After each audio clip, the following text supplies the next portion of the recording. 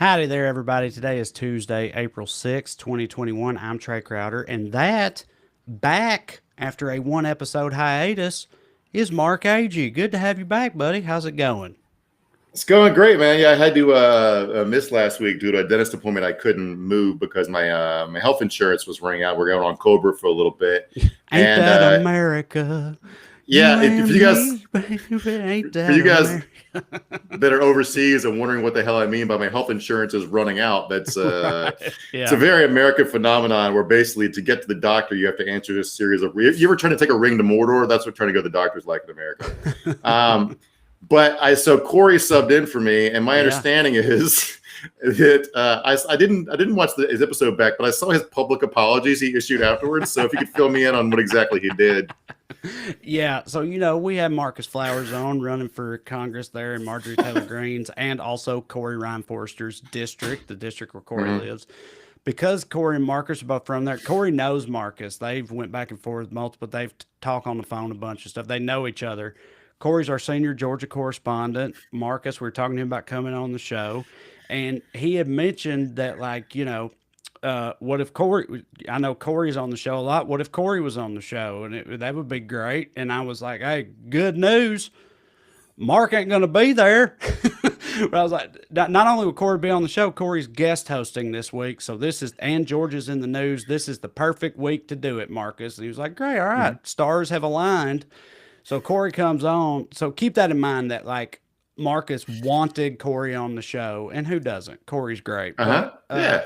But Corey, he talked to me beforehand. He was like, look, I'm not smart Mark. And I was like, buddy, I know. We all know you're not smart Mark. It's fine. I'll try to fill in as much as I can for smart Mark. You just come on and respond. You just react. You just hit whatever. And he was like, okay, well, I can handle that. So smooth sailing. He's just hitting. He's doing his thing.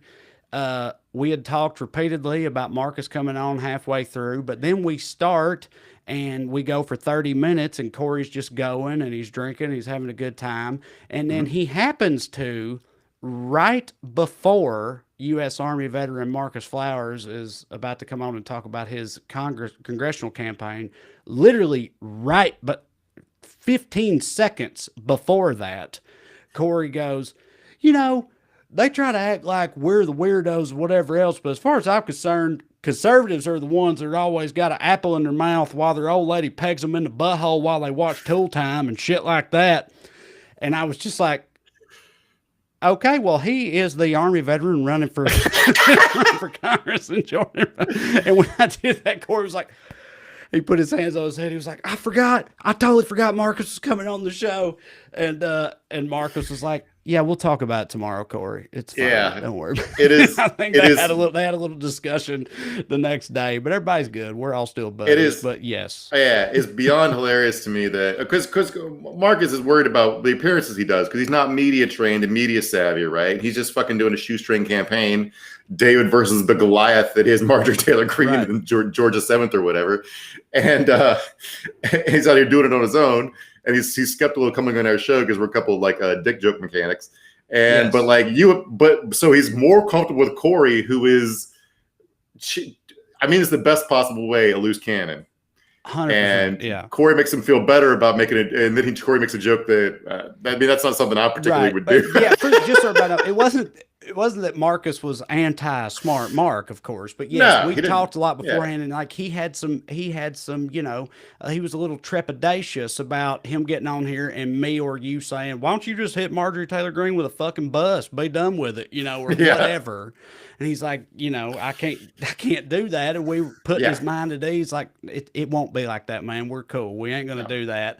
No. And in the meantime, he was like, well, you're buddies with Corey. I'm buddies with Corey. Corey comes on the show. Let's also have Corey, it made him a little more comfortable. And Yeah. then that's how that played out. That was his mistake. That was his Yes, mistake. of course. Right. But Yeah. still hope he wins. You need people who don't have media training who are willing to do shit like this to talk to their constituents in Congress. So vote for Marcus Flowers. Yes, please vote for Marcus Flower. No, yeah, Marcus rules. And yes, the whole situation. It was funny. We all had a Yeah. good time. It was good, but we're glad to have you back, Mark. So, And also with us, as always, producer Matt doing his thing. This here is Weekly Skews. Tonight, we're going to dive fully into what some are calling the greatest labor struggle of the 21st century. It revolves around the good people of Bessemer, Alabama, and their fight against the Goliath that is Amazon in their attempts to unionize. To that, I say, for the first and only time in my adult life with sincerity, roll tide. Also, we will have a conversation with author and constitutional attorney Andrew Seidel, who works with the Freedom from Religion Foundation to ensure the separation of church and state in America and educate the public on the subject of non-belief. Happy Easter, y'all. All that and more on tonight's Skews. But first, as always, we begin with the Daily Dumbass. Matt, graphic, please. Tonight's DD, anyone who thought it was impossible to out weirdo Tucker Carlson. They said it couldn't be done, but enter Florida Congressman Matt Gaetz, who, as we mentioned last week, is under investigation for alleged sex trafficking involving a minor. Here's what he had to say about all that when he appeared on Tucker's show. I'm not the only person on screen right now who's been falsely accused of a terrible sex act. You were accused of something that you did not do, and so you know what this feels like. I can say that actually you and I went to dinner about 2 years ago. Your wife was there, and I brought a friend of mine. You'll remember her. And she was actually threatened by the FBI. I really saw this as a deeply troubling challenge for my family on March 16th when people were, talking about a minor and that there were pictures of me with child prostitutes. Yeah. No Talk one's about a bold strategy. I haven't heard anyone say there were pictures of him with child prostitutes. He just introduced that into order to deny it. And also be like, you and your wife were there, Tucker. She looked 18 to you, right? She looked 18 to you. It's like, that's so fucking funny to me. And starting that with being like going on this major conservative platform in an effort to address these very serious allegations that just came out about you, and choosing the approach of, look, you know how it is. Like, you've been there, right? You know what it's like to have people say shit about, like, people. He said, I'm not the only one to have been accused of horrific sex crimes or whatever. It's like, maybe don't go in on the host like that. But yeah, it's worth noting he hasn't been on Fox News again since then, and only been mentioned once. He got fucking disappeared. You remember in the Soviet Union when they would like erase people from pictures? Right. He's gone, buddy. But like one of the reasons I wanted to talk about this, and the clip's a couple days old, maybe a lot of you guys have already seen it, is that like that was the day the story came out. And if you can tell what he's actually been accused of by those denials, then you're a smarter person than me, because I could not figure out what the hell he had actually done or been accused of doing, because he's done a really good job of flooding the zone with bullshit. He's also pulling the deep state's trying to frame me card, or also he's undercover working for the deep state. I don't know. It's not fucking clear what he's doing. He said his dad wore a wire or some shit. So I've been trying to figure out how exactly he's connected to this. So there's this dude, Seminole County, Florida tax assessor, but anyway, Joel Greenberg. All right. Joel is a bit of a dirtbag. He's got a bunch of weird stuff. He's been indicted for 5 things so far. The first one, so he got caught a couple years ago. He's a tax collector, right? He made a tax collector badge for himself, and which tax collectors don't get badges, and he was using it to do traffic stops. All right, it was just, and not even you're like, oh, he's pulling over women to like, no, like apparently these are just people that pissed him off driving. He thought they drove shitty, so he pulled them over to yell at them. He had a light in his dashboard and pulled them over with his tax collector badge. Now he didn't get criminally charged for that because apparently he didn't tell anybody he was a cop. He sincerely thought he had that authority as a county tax collector. All right, so that's just an example of what a weirdo he is. Yeah, dude, fucking a guy, a public official making a badge for himself and going around pulling people over and be like, Joel Greenberg, tax cop. That's that is so Florida, man. Like, just it's such a small like tax collectors are really powerful, dude. Like, you decide what everybody's house is worth. Like, dude, everybody's afraid of the tax man. Everybody. You can do a lot of chicanery and crooked shit and help your boys out with in a lot of ways. You don't need to pretend to be a cop in order to feel powerful as a tax collector. All right, that's just something to point out. So Matt is these guys are very close. They hang out a lot. They post a lot of Instagram selfies together. They party hard, right? And so So the first, this guy Greenberg got on law enforcement's radar because he started an anonymous Twitter campaign to harass the school teacher, accusing him of being a pedophile and being a white supremacist, just to get this guy in trouble. So with internet harassment campaign, cops raid his house. They find a bunch of fake IDs in his car. All right. Turns out what he's doing is tax collector. I guess in Florida, you turn in your old driver's license to the county tax collector. He would keep them, all your old IDs you turn in, and use them to make fake IDs for himself. So he got accused of identity theft. That's indictment number 2, I believe. Now, it turns out he had also used those IDs to make a fake ID for a 14 to a 17-year-old girl, according to an indictment. Now, you think of all the reasons you'd make a fake ID for a teenage girl you're not related to be hanging out with, and there comes in the sex trafficking indictment, because the New York Times is saying that Matt Gaetz is connected to the same girl that Greenberg made the fake ID for. All right. So are we closing the loop here a little bit? And then it turns out that Greenberg and Gaetz had went to Greenberg's office on a Saturday night and been caught on a video rifling through that big box of fake IDs. Don't know what they were doing. They don't have any reasons to be doing that. So and it's also worth pointing out that Gaetz represents the Panhandle, and Seminole is Orlando, basically, right? It's out like Sanford, Florida, where George Zimmerman was from, is in Seminole County, and like those are far apart. It's like a 4-hour drive. Gaetz works in D.C. These are not natural dudes to be spending a lot of time together. So the question becomes, what the hell do they have in common? Right. Right. And this isn't all, like, that's just all the illegal stuff that Gaetz is implicated in.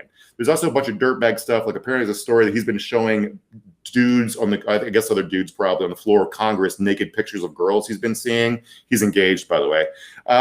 He's also a congressman.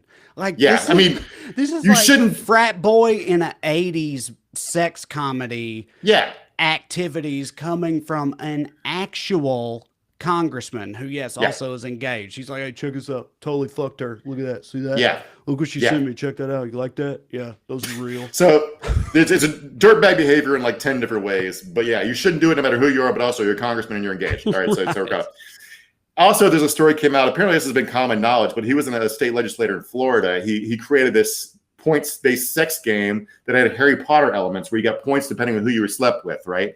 And this one woman was known as the snitch. Now, if you're familiar with Harry Potter and Quidditch, if you capture the snitch, the game is over. So there's one woman who's worth so many points. If you manage to sleep with her, you'd won the game. But everyone else got so many other points. So therein lies the character of Matt Gaetz, and this is why no one likes him and why Republicans are throwing him under the bus so quickly.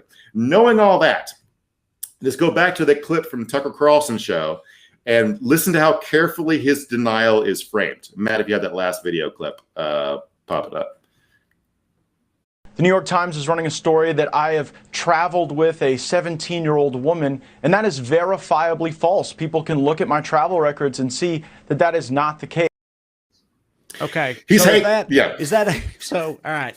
Is that, I kept her in the same place. Okay. I never traveled with, or is that she was 15 when I traveled with her, or by the time I traveled with her, she was 18, or she had an ID. I don't know where she got it, probably somewhere in Florida from a guy named Joel Greenberg, who said she was, of age when I traveled with her. Like, he's playing the technicalities here. Like the explicit way in which I just described this deviancy is verifiably false. But every other variation of it, hey, that's in play, baby.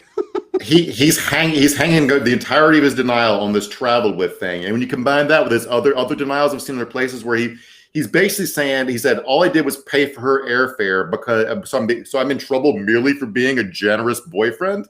All right, because it seems like what he's saying is like the age of consent was 17 in one place, the place I flew her from, and the place I flew her to. And you're trying to hang sex trafficking on me just because I paid for her to travel between those two places. And the thing is, Matt, yes, that is explicitly what the federal sex trafficking statute is written for. Yeah. Also, you shouldn't be having sex with 17-year-olds, even if it's legal. Right. So just fucking throw that out there. It's like, Tucker, listen, when I brought that child sex slave to the dinner I had with you and your wife, where was that? Florida. Exactly right. Mhm. Where do I live? Florida. Ergo, what are you gonna do? No sex trafficking. Is a plane ticket compensation for sex? Is that paying for sex if you pay for someone to travel to have sex with you? I don't know. It's close. Right. I But look forward to making again, that case in court. Yeah. right, especially when the subject in question is a minor. Like, Mhm. yeah, we're getting into the semantics of what is or is not sex trafficking, specifically where children are involved. I'm asking for a friend. Yeah. It's So, also just to roll this into a continuing conversation about QAnon and all the bullshit they're caught up in. We've defined sex trafficking down to the Scooby-Doo fucking horse shit that is like your kids are walking home and a guy in a mask grabs them out of the bushes and whisks them away to a satanic right, ritual, right? right, But that's right. not what it is. Never. That Yeah, it is what Epstein was accused of doing right. is paying teen models to travel with him to various locations. Yeah. This is exactly what Gaetz was doing. So grow the fuck up. And what you did was scumbaggy and illegal, and you're going down for it. It appears to me you're in serious trouble. All right. Yeah. I don't know. Yeah. I mean, I hope you're right. We'll see. America is, gone the other way multiple times before. But yeah, it seems like he's in a pretty rough spot again. When even like Carlson and the rest of Fox News are like, we don't fuck with this guy. He's probably not No. in the best position. Yeah, I mean, he tried snitching. He tried snitching on Tucker to drag him in the boat with him, and that's essentially, On Tucker's show. Yeah. Anyway, all right. So moving on again, let's get into the greatest labor struggle of the 21st century. So if y'all have been following it, right now in Bessemer, Alabama, which is a small suburb of Birmingham, population of roughly 30,000 people, 71% of which are black, so largely black community.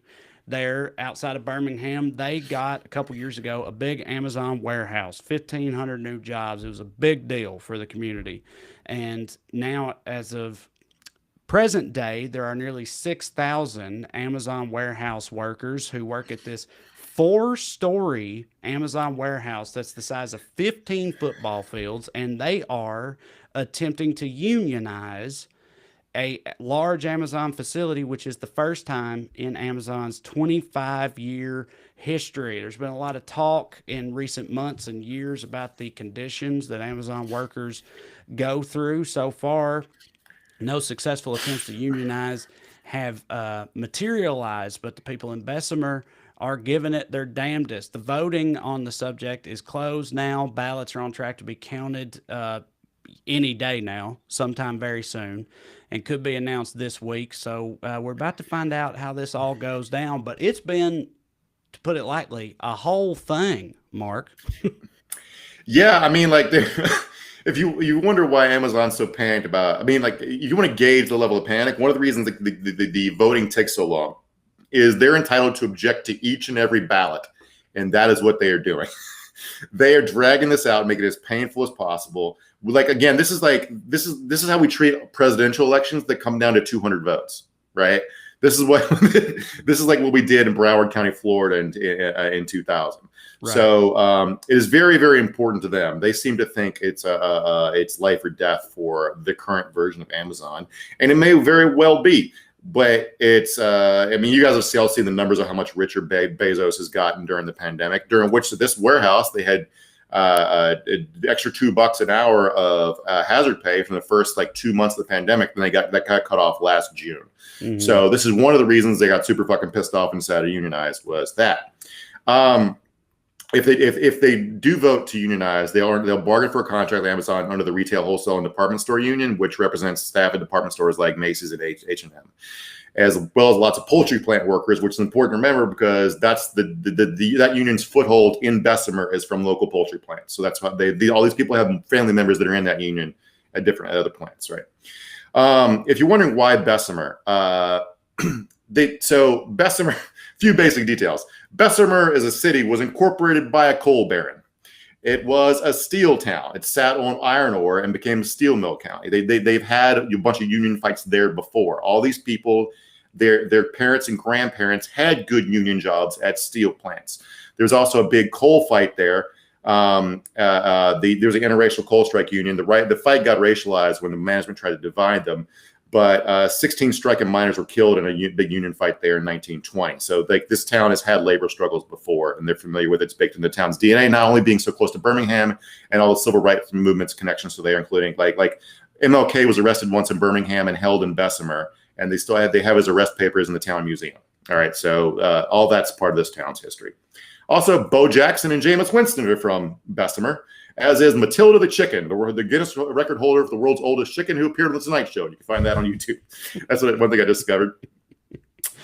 All right, so talking about the city's struggle with labor, we came across this clip that Matt found from Democracy Now! That I thought's worth looking at, because this guy explains why this region is so ripe for labor struggle. Yeah, this is a UCLA professor, historian, Dr. Robin D.G. Kelly, discussing the matter. So yeah, Matt, play it whenever you got it.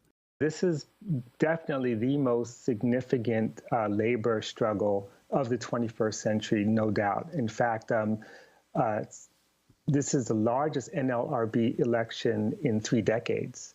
I mean, because this is a big plant. You're talking about 5,800, 6,000 workers. Now, in terms of Bessemer, Bessemer basically is part of greater Birmingham. So it's hard to separate the two. These were industrial sections of a state that actually has long and continued to have the largest unionization rate of any southern state. Now, one of the things that we make this mistake of thinking the South as like backwards, as conservative, but the South has been the epicenter of the country's most radical democratic movements, which is why it's completely, unsurprising that Bessemer, Alabama would be the place where you'd have a kind of renewed labor movement. All right, so a couple of things about that. At the end of that clip, it's like almost 3 minutes long. It's a long time to show a clip, but at the end of that clip, he says something like, just so everybody knows, and I'm paraphrasing, obviously, when we see these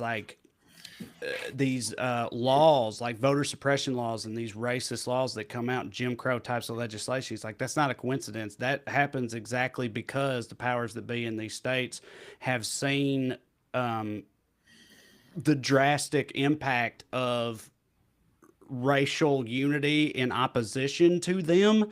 They've seen it before in these labor disputes, because that's what a lot of people maybe don't know. Again, it's not just Bessemer. It's like all kinds of coal disputes, Blair Mountain and stuff, where like in the early 20th century, 100 years ago, you had racially integrated labor forces that joined hands and marched in an effort to unionize, and were very violently quashed all around, especially the southern part of this country. So there's a big precedent for that type of thing happening, and it also shows, like he said at the end of his clip, like the danger that they could face if people did, kind of join hands and come together in opposition to these types of things, which is what's happening in Bessemer right now.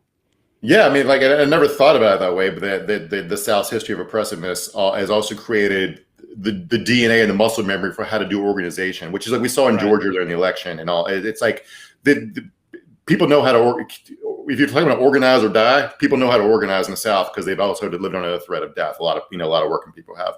And talking about the coal mine strikes, like it's worth mentioning. Amazon got caught literally hiring Pinkertons. They hired the Pinkerton Detective Agency. I didn't realize that Pinkertons were actually still a thing. Like the bad guy from every Western, Pinkerton, the Pinkerton man, that they were still a thing. That kind of blew my mind. But yeah, you're like literally, objectively, an actual fact. Amazon hired Pinkerton agents to spy on warehouse workers. They sort of invented it, but there's a lot of corporate intelligence firms that essentially do this work now. You're talking about like huge chunks of McKinsey and like K3 and like Cambridge Analytica is owned by a firm that does a lot of this corporate intelligence work, which is like Harvey Weinstein hired the equivalent of Pinkertons to follow around his accusers and get dirt on them. Like these kind of people are still fucking around. Corporate espionage. yeah, they should all get other jobs or fuck off and die. My opinion. This is a big fight. You want to just get a little bit of sense of the stakes there? Danny Glover flew in just to do a promo video. Check it out. Matt has it. I'm Danny Glover here in Bessemer, Alabama, and I'm here in support of workers here, right here at Amazon, right here with you, knowing that it is a very important moment. I just wanted to show that Danny video. Plus, I love the Amazon logo where the smiley face turns upside down. It's just quality graphic design work. The graphics people should unionize too. So just to get into the silly shit, Amazon's doing their own online Pinkerton kind of stuff where they hired a Twitter army. Some of the people seem to be organically real. Some of it seems to be AI generated bots or corporate like PR people pretending to be Amazon workers. But this program called Veritas, they recruited a bunch of people who were paid extra to say that working at Amazon's awesome and like search out like people criticizing Amazon and be like, actually, I've never peed in the bottle and do shit like that. Right. So they did a bunch of that and like they denied they were doing it, but then leaked internal corporate strategy documents detailed like what that it actually had, the program actually had a name, they had a strategy, yada yada yada. This has all been so fucking anyway. So Amazon's done a bunch of shit, really crooked shit. Okay, they bombarded their own workers with text messages on their private phones. They put up a bunch of oppressive workplace posters, which you could imagine, but they hung them inside of bathroom stalls. You couldn't even take the 2 15-minute bathroom breaks you get in a 10-hour day, which is true in an Amazon warehouse. You couldn't even take a shit without reading anti-union stuff. They started running anti-union ads on Twitch for Amazon workers who had Twitch accounts. Workers were pulled off the line into classroom style meetings, which lasted hours, where they were blasted by anti-union propaganda. Okay. All right. Okay. Workers were pulled off the line for classroom style meetings where they were blasted with anti-union propaganda. Now, this is an anecdote, and it's not about Amazon, but still, I guarantee you they all pull from the same playbook. I got a good buddy that works for another big corporation that made a big, we're bringing jobs to a part of Tennessee where I'm from, and he worked for them. And early on in the process, again, it's not Amazon, but still same playbook. He came back after he'd been working there for, I don't know, 6 months or so. And we were all hanging out, and he told us a story about how early on they had this kind of like retreat on the subject of unionization. And they were all told like, we're going to present to you both sides of the argument fairly so you can make an informed decision, right? That's what they told them. And he said they came in there and they walked in the room, the classroom style meeting room, and there was a big banquet of all these banquet table with all these donuts and coffee and stuff set up. And the boss man walked in and was like, okay, our first speaker is going to be your representative from the pro-union organization, blah, blah, blah, or whatever. This is the union person to give you their perspective on the subject of unionizing. And he said this lady walks in, first thing she did was walk over to the donuts, literally spit onto the donuts, and then start berating them all. It's like, clearly she's not an actual union rep. It's like some actor they've hired to play the part of big union to, for propaganda, anti-union propaganda that this major corporation did. And like, what pisses me off, Mark, no subtlety, no nuance, just going straight for the throat like that. But that's a true story that I told you third hand, but he wouldn't lie. My buddy wouldn't lie. It's a true story. How you make that up? It's so fucking ridiculous. Right. But you talk about why they need to unionize and how one side of the power is. Like one thing Amazon did was like the voting booth, the polling location. It's supposed to be a secret ballot. They put it in the middle of the parking lot where everyone can see who's voting and when they're going to vote. All right, that's against federal law. They did it anyway. They worked with the town. They colluded with the town government to change the timing of a stoplight because union organizers were handing out literature at the stoplight from the plant during shift changes.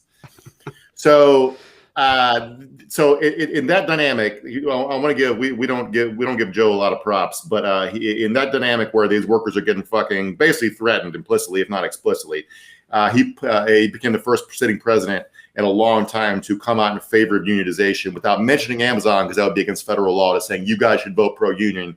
He just acknowledged the importance of unions and said that everyone should vote. So if you have that video queued up, just play a small chunk of it there. Today and over the next few days and weeks, workers in Alabama and all across America are voting on whether to organize a union in their workplace. This is vitally important, a vitally important choice as America grapples with the deadly pandemic, the economic crisis, and the reckoning on race. What it reveals the deep disparities that still exist in our country. And there should be no intimidation, no coercion, no threats, no anti-union propaganda.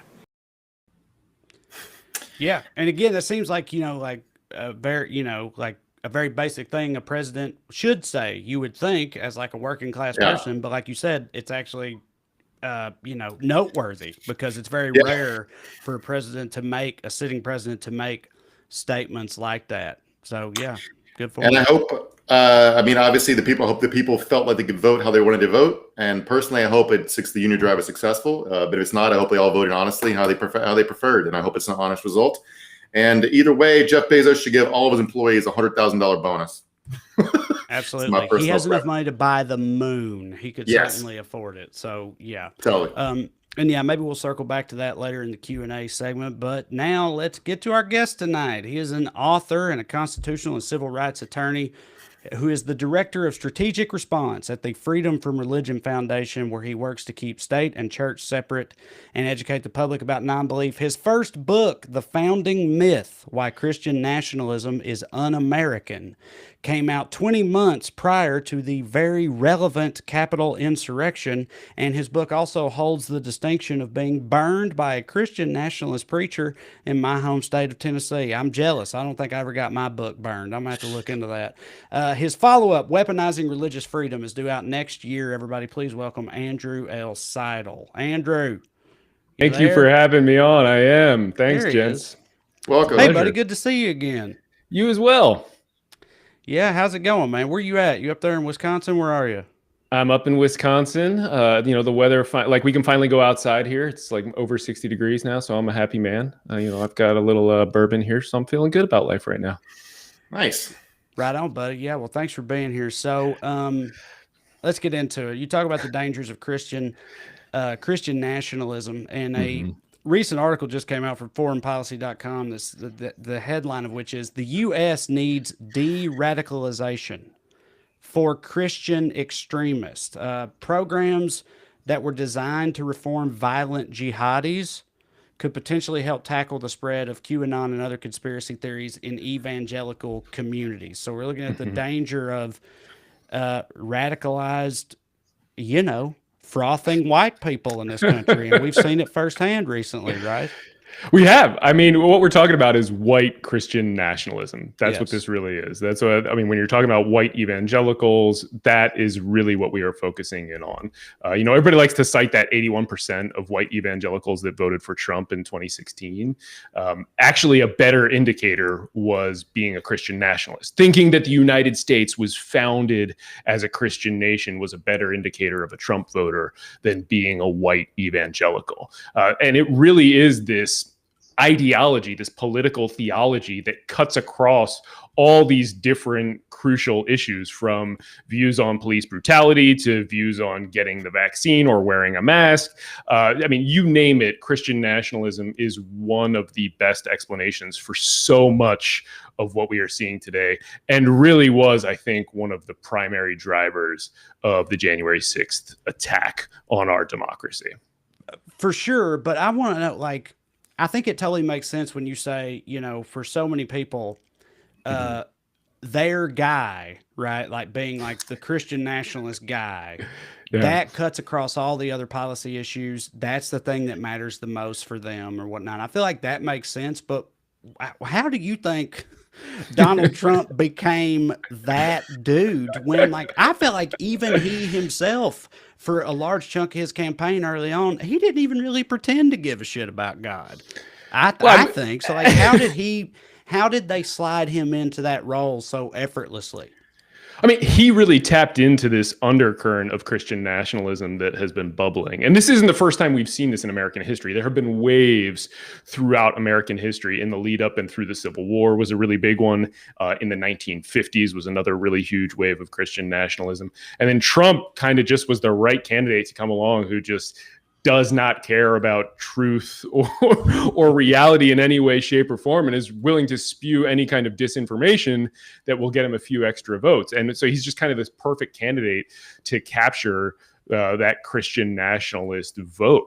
And I mean, he really did it in a way that's really inarguable. I mean, there have been a bunch of really good studies that have come out since 2016 that show this really was kind of the primary driver. And it's fascinating too, because this entire identity, real quick, so people who haven't heard this, Christian nationalism is the idea that the United States was founded as a Christian nation, right? That we're based on Judeo-Christian principles, and most importantly, that we've strayed from that foundation, that we've gotten away from our godly roots. And they use that language of return to justify all this just hateful public policy, from things like the Muslim ban to the child separation policy at the border. I think a lot of people forget that Attorney General Jeff Sessions pointed to the Bible, to Romans 13, to justify this, which he learned to do in the White House Bible study.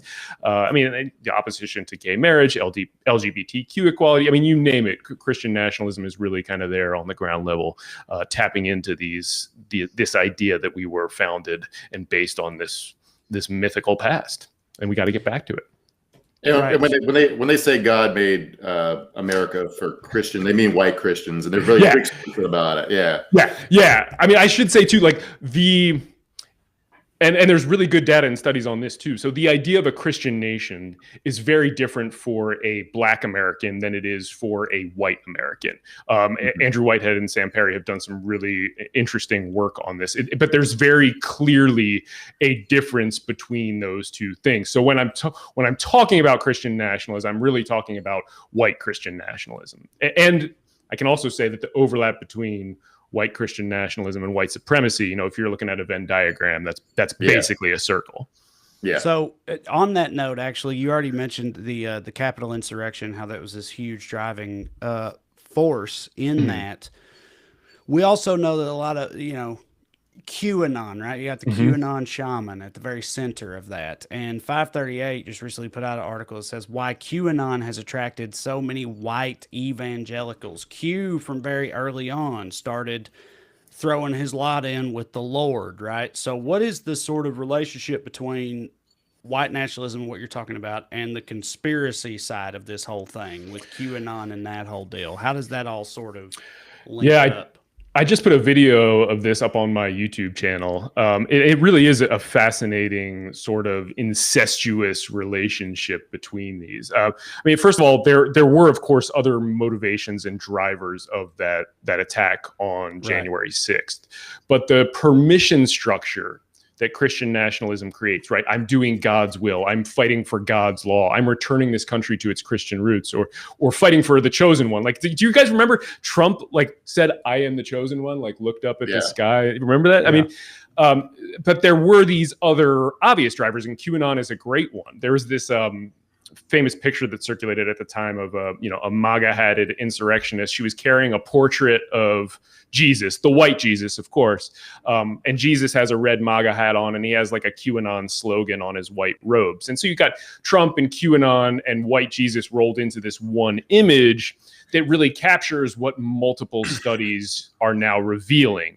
And it's this intimate relationship between QAnon and Christian nationalism and white evangelicals. And I think a big part of that is the simple explanation that the religious mind is primed to accept lies and disinformation, right? They are instructed on a weekly basis to turn off reason and skepticism and engage their faith. And that comes at a cost. Do you think, though, I also think that part of it is you wrap all those things up together, and for a lot of these people, it's like the people who think the things that I think, they are right. They're the right ones. And then the people who don't, they're the wrong. They're the bad guys. We're the good guys, right? And if you have that mindset, I feel like incorporating into that mindset the idea that the Lord above is on your side, that helps with that mentality a lot, right? It's really easy for them to wrap all that up together, because you can justify anything if God is behind what you're trying to do, or at least if like even if God's not behind it, God is a co-signer. No, I mean, and they believe that God's behind it. I mean, they really do. And you're right. What you're talking about is tribalism, right? I mean, that's what you're talking about at the most basic level. And having that divine sanction on your tribalism is so powerful. The attacker who kicked in Speaker Pelosi's door, hoping to tear her, quote, into little pieces, was an attorney, and his rantings were they were recounted at one of the hearings after he was being charged in court. And he said this. He said, God is on Trump's side. God is not on the Democrat side. And if patriots have to kill 60 million of these communists, it is God's will. I mean, that sums up, I think, exactly the tribalism and that really scary violence streak to it as well. I mean, it's like that's garden variety fascism, right? We'll have a utopia. Well, a perfect utopia once we kill all the bad people. You know, we'll be murder free once we do all the killing. But there is also, I mean, like one of the reasons QAnon was proud to fit in with evangelicals. Like, I remember I grew up in a Baptist church in the height of the Satanic Panic, and like the idea that Satan is a literal person who's out there doing dirty deeds is both in QAnon and evangelical. Like the God and Satan are in a war, and it's a close fight. You know what I'm saying? It's sort of no, absolutely. You're right. I mean, like if you look at that rally that was held on January 6th that Trump closed out, that started with Paula White giving a prayer, and she invoked the adversary and essentially talked about how we have to guard Trump and you have to go out there and fight for him. She actually added really a perfect moment for Christian nationalism. She added the United States of America to the Lord's Prayer that's written in Matthew 6 while she was saying it. It was really a remarkable moment. So, I mean, you're right. And there's other overlaps and analogs, right? Like the idea that, Q, the storm, whatever their apocalypse is, the date keeps getting pushed back, just like all the other doomsday prophets. I miscalculated this part of Revelations. It's actually going to be next year. You keep seeing there's a lot of overlaps. You're definitely right to hone in on that too. So doesn't it? Go ahead, Mark. Oh, I just wanted like two moments that stuck out to me that are really funny in my memory, just because there's this famous anecdote where when Trump was at the beginning of his presidential campaign, I think it was started in the primary, they brought in a bunch of evangelical ministers to meet with him as like a meet and greet. And they talked to him for a while. And at the end, he goes, evangelicals, but you're Christian, right? Like he didn't even know. And then there's also the famous one he did publicly, which is he went to Liberty University, which is near where I'm from, and called it 2 Corinthians. But he just no one ever gave a shit about it. Like it obviously was just, they got other judges. Maybe it was worth it. I don't know. But it was like, just what a cynical fucking play, man.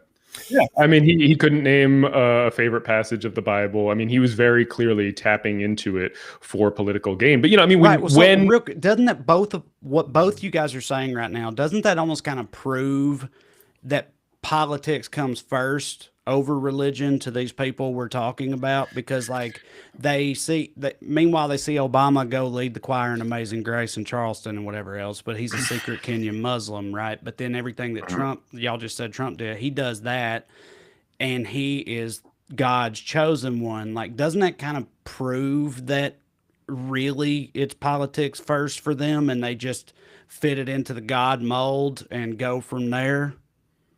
I mean, I think there's a really good argument to be made that American Christianity is reorganizing around political lines and sort of shedding those sectarian differences. Being Protestant or Catholic doesn't matter as much now as being a conservative / Republican Christian.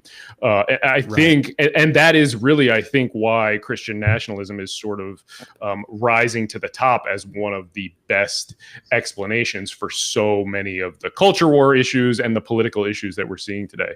I don't know whether I would agree that it proves that conclusively, but I definitely think there's a really good argument to be made there.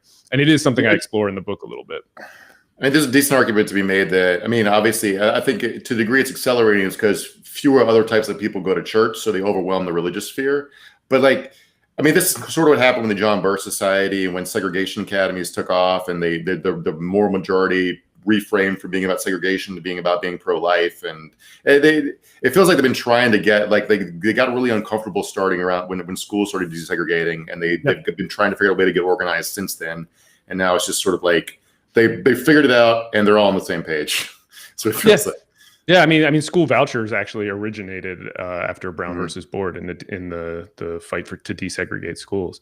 I mean, so I think I don't know. It's a fascinating conversation, and there's, like I said, there's been different waves of Christian nationalism throughout history. I mean, the one that happened on January 6th, it was kind of the culmination of Trump's wave of Christian nationalism, but it's also not gone. Like it's not going anywhere. It's going to be a very important driver of the political debate and the religious debate for a long time to come. And I mean, one of the things you just said that I think was so important is that people are fleeing religion in this country. I mean, there's been a precipitous drop over the last 20 years in people who go to church and call themselves a Christian or believe in a particular God.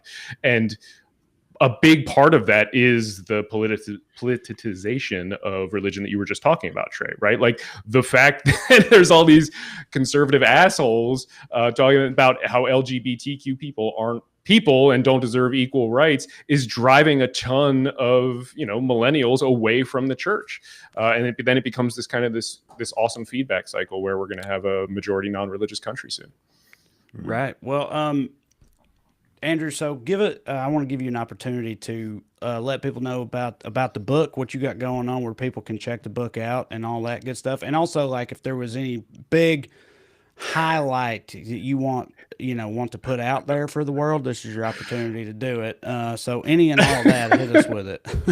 I mean, I do think that my book was burned by a preacher in your home state is a pretty good selling point for anybody who absolutely. Like I said, I'm jealous. I'm not kidding. I'm jealous of that. I'm mad. I want to send that guy a copy of my book and be like, "You sure you don't want to burn this?" I mean, that's how it happened. We got into this little Twitter spat, and I was like, "I'm going to send you a copy of my book." And then a couple days later, he posted this video of himself with a blowtorch. And he dubbed Hell's Bells AC/DC over top of it. It was honestly, that kind of fucking rules. I mean, you could have sold if you call that cancel culture, you could have sold a couple 100,000 books. Yeah, man, I don't know why I didn't think of that. But yeah, so the book is the founding myth why Christian nationalism is un-American. I'm really proud of it. It's been doing well. I got a new book coming out next year. If people are interested in it, please pick up a copy. If you want a signed copy, you can actually get one through the organization I work for, FFRF. If you go to ffrf.us/foundingmyth, you can just write a little note when you check out asking for a signed copy, and I'll personalize it and sign that and get it out to you. But yeah, I mean, that's the big thing. Join the Freedom from Religion Foundation too. If you've got a little disposable income, the fight for the separation of state and church is kind of a silver bullet, a panacea for a lot of the other fights that we kind of care about as progressives. Right on. Yeah. Well, thank you very much for coming on, Andrew. It was a great time. Perfect post-Easter discussion. But yeah, always good to talk to you, buddy. And I'll see you down the road. No, yeah. Thanks so much for having me on. And yeah, I mean, as far as Easter goes, if you don't sin, Jesus died for nothing. So just remember that. My man. Andrew Seidel, everybody. Thank you very much, brother. Nice to meet you, Andrew. Yeah. I wanted to do you think, Mark, you don't have kids? Do you think it's like at all weird or anything that we hide eggs and stuff like that when we are such a godless household? Like, that's fine, right? Like, I mean, I say this as a person who spent every Sunday for 18 years in Sunday school. Like, I always assumed like 40% of the people there didn't fully believe everything. They were just there for community and family. It's a place to go see your neighbors on a Sunday, and it gives you a routine to teach your kids about morality and help them make friends and stuff. Yeah, well, we don't do none of that. I was actually going to make a point to say, like, we ain't said a word about Jesus on our Easter celebrations. We're just like, yeah, there's because I mean, hell, I feel like it's not like the two connect anyway. You know what I mean? It's like there's a bunny, he hides eggs, and I feel like it'd almost be more confusing to tell them, and that's because of Jesus. Like, just let them think there's a bunny that hides eggs, and that's all. Mine are 8 and 9, and they already know it's bullshit. Even the bunny, let alone the Lord. But yeah, we do it for fun, family fun time. It's funny that if you think of it like churches teaching morality, like the Easter lesson thing is because it's finders keepers, the fittest go the spoils, and steal that shit if you get there first. Yeah. It's interesting. I wanted to. This came up. This just came across. So right. people, sorry. questions and comments, put them up there. Matt will start looking through them. But yeah, go ahead, Mark. Hit the primer there. Apparently, right as we started the show, there's a New York Times story that came out of that says that Matt Gaetz asked Trump for a blanket pardon before Trump left office, and Trump told him to fuck off or just didn't do it, whatever. But the same article has a quote from his book that I guess hasn't come out yet, but it has this passage in it. The president has called me when I was in my car, asleep in the middle of the night on my Longworth office cot, on the throne, on airplanes, in nightclubs, and even in the throes of passions. Parentheses, yes, I answered. So congrats to whoever Matt Gaetz was fucking while he talked to Donald Trump about sometime he almost did it with Cyndi Lauper or whatever Trump calls people about. So, all right, everybody, hit us with whatever you got, including Mark. We want to talk a little bit about vaccine passports. Yeah, what you think about them? I got mixed opinions. I mean, hell, I'm for it, I guess. I don't have if you can't have a vaccine, you can't. I don't really feel that much differently about it than I feel about the rest of vaccines. Do you know what I mean? Meaning, like, I don't want your bullshit endangering the health of like my people, my family, or whatever. So I'm not on board with you being that way. And if that means we got to have vaccine passports to police that type of thing, then I mean, hell, I'm for it. So here's the circle I've been in repeatedly for the last couple of days. Okay, it's like, okay, well, we want to encourage as many people to get vaccines as possible, right? That's definitely true. Right. But also, because of who got the vaccines first, we're basically creating an apartheid system where all the rich white people can start going places and other people can't. Right. Now, yes, that's a good point. But then I go, okay, but everything in America hits poor people harder, including actual COVID. So measures that encourage people to get vaccinated faster, the lives they're saving are actually the poor people that are getting fucked with a vaccine passport. So now I'm back around to being pro. So then I go, but it is fucked up that a private company can have that much say over a person's private medical choices, right? Like if I want to go to Disneyland, I have to get this medical procedure, right? So that's kind of fucked up. But also, there's no legal structure I'm familiar with that can prevent Disneyland from requiring a vaccines. We already went through all this stuff in the civil rights movement. The list of reasons you have to let people in your business or can't exclude them is really short. It's basically you can't refuse service to someone for being black or because of their religion or the sexual orientation. So occasionally, but also bars don't let people in if they have baseball caps and wear baggy clothes. We know who that's about, right? So like, if a bar can kick somebody out for wearing a baseball hat, but not for intentionally trying to spread COVID, I don't understand what the fucking system is. Yes, 100%. And also, I'm not going to lie. In my head, I only thought of it as like the anti-maskers who like refuse to get vaccines or whatever. That's who I was thinking of. And I was like, yeah, well, fuck them. They ought not be allowed to do shit. But I wasn't thinking about, like disadvantaged people and people that can't get it for other reasons, even though they would like to, which is definitely how this country works. I wasn't even thinking about it from that perspective. And that does kind of, that's a good point. It does kind of change things a little bit.